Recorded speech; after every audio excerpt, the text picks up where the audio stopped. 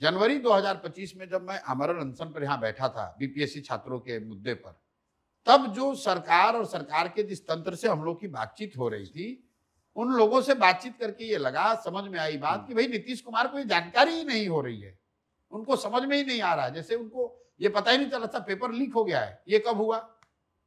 तो जब उस आदमी को ये पता ही नहीं चल रहा है कि बीपीएससी का कोई एग्जाम हुआ है, पेपर लीक हुआ है, तो उस पेपर लीक के मामले पर कोई धरना दे रहा है या अनशन पर बैठा है, इसकी जानकारी कैसे होगी?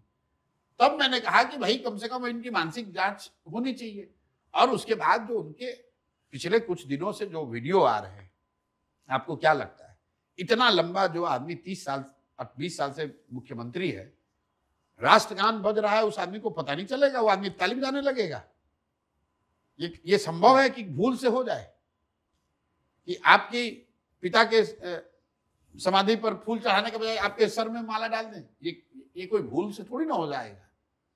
ये कहीं ना कहीं उनकी मानसिक स्थिति को दिखा रहा है, उनके स्वास्थ्य की स्थिति को दिखा रहा है।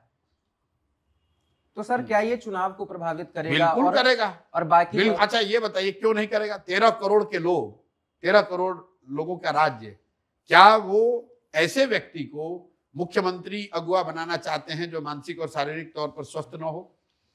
आप यहां से अभी दिल्ली जाइएगा और पायलट जो आपका होगा प्लेन का, अगर कोई बता दे कि आदमी मानसिक तौर पर स्वस्थ नहीं है, तो आप फ्लाइट में बैठिएगा, उतर के भागिएगा? तो बिहार के जहाज का जो पायलट है, अगर उसकी मानसिक स्थिति ठीक नहीं है, तो ये मुद्दा कैसे नहीं है भाई? बहुत बड़ा मुद्दा है।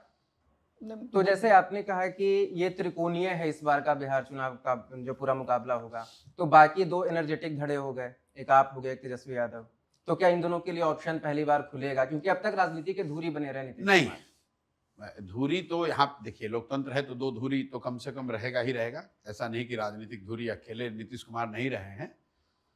पहली बार दो ध्रुव से त्रिकोणीय होने जा रहा है।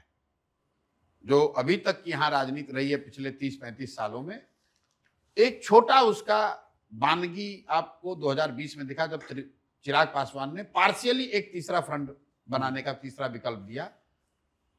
उसके अलावा बिहार में दो ध्रुवीय राजनीति रही है, लेकिन पहली बार जनसुराज के बाद इस बार त्रिकोणीय लड़ाई होगी। जो जनता विकल्प के अभाव में पिछले 20-25-30 सालों से लालू के डर से भाजपा, भाजपा के डर से लालू को वोट देती रही है, क्या वो फिर उन्हीं को वोट देगी कि वो नया विकल्प मिल रहा है उसके साथ जाएगी? अभी 6 महीना में तय हो जाएगा। चलिए विकल्प पर ही आ जाते हैं सर, हम जनसुराज को लेकर जो हमारा एक चैप्टर है इस बातचीत में।